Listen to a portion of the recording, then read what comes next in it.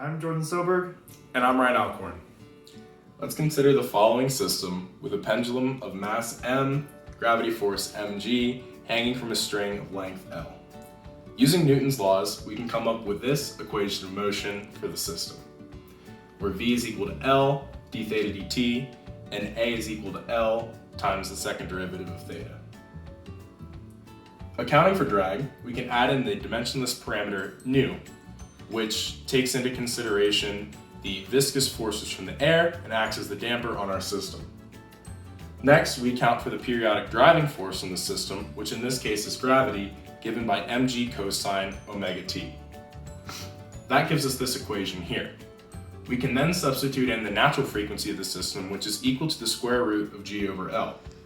Gives us this equation here. Finally, we're ready to put this into state variable form by letting y1 equal theta and y2 equaling d theta dt, which is equal to dy dt. Then we're left with a first order system of differential equations, which can be numerically integrated. Graphed here is the angular displacement of the pendulum. The exact solution is displayed with this solid line, and you can tell that as time goes on, it approaches zero. This is because it is a damped system. You can tell that it starts with a amplitude of theta naught and does not quite reach theta naught ever again. Now, if we try to solve this system using numerical integration and a large time step, we get this line here that is never really quite accurate to the exact solution.